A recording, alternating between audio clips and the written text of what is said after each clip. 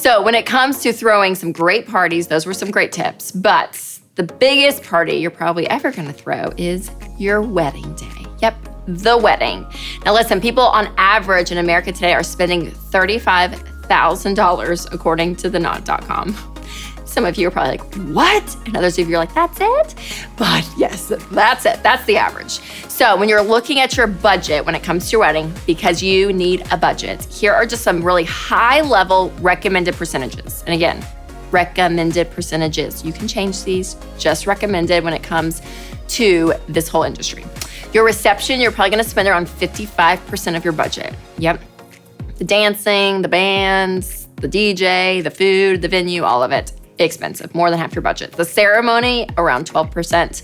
Photography, 10%. A wedding planner, 10%. Now the wedding planner is one, if you're on a super tight budget, you can cut, but it's amazing to have one because you don't have to be the bad guy on your wedding day. Some other ladies telling every Uncle Henry to get in line and it's not you doing it. So it's great to have if you can.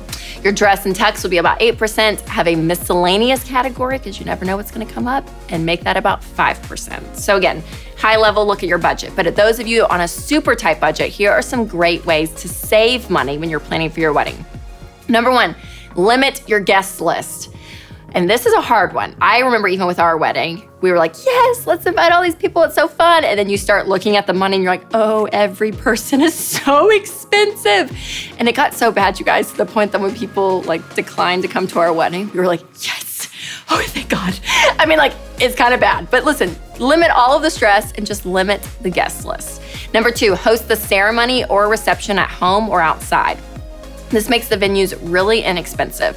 Unless you're going to some really fancy vintage bar now, like everyone's doing a lot of weddings outside. Those venues can get really expensive. So when I mean outside, I mean like a free field or someone's backyard. Some of our best friends got married in her backyard and it was so great. They like strung lights up and it was perfect and it was so good and you don't have to pay for a venue. Number three, ask friends and family to exchange skills for presents. Now, this is a great one if you have really creative friends, because I understand that it can get uncomfortable to like ask people to do it. So if you're uncomfortable with that, don't. But you'll find that a lot of your friends and family, if they're good at something, they're gonna offer and be like, hey, I would love to help you with this. And maybe they won't do it completely for free, but you can for sure get a deep discount. Number four, do it yourself whenever possible. Don't go over the top because you actually can spend a lot of money doing DIY projects. So be wise with it and look and see, okay, what are small things I can do on my own inexpensively? Number five, this is one of my favorites. Use a dummy wedding cake. Okay, I didn't know about this when I got married and I wish I had, but so many weddings we're going to now, it's like a beautiful cake and the top part where the bride and groom cut or in the middle is real, but that's it. And then they have sheet cake in the back. They go and serve people and it's so inexpensive, so you're not spending a ton on wedding cake. Number six, time your wedding wisely. If it's over a large meal, like over dinner, you're gonna be spending more on food. So think about what time your wedding is gonna be. Number seven, scout out vendors.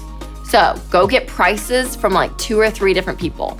If you have photographers, say, okay, I'm gonna price out 3 different photographers and their packages they have, or I'm gonna look at 2 or 3 wedding venues and look at the prices. So scout around and look, and hey, it's never a bad idea to ask for a deal. You can negotiate sometimes. So ask for that deal and make sure you scout out those vendors. So for all you newlyweds out there, or even if you're not a newlywed, maybe you've been married for 30 years, one of the best pieces of advice I can give you when it comes to your marriage is to take Financial Peace University.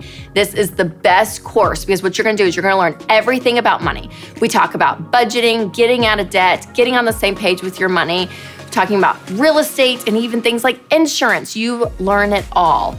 But insurance is a really specific one that's really important because having term life insurance is something that you can't afford not to have. Winston and I, we personally trust Xander Insurance. They're great because they shop around, they'll get you the best rates possible, and they're not expensive. So for example, the average 30-year-old male pays around $24 a month for $500,000 in coverage. And you ladies, it's even cheaper for you. So for more information about Financial Peace University or Xander, make sure to click the link below.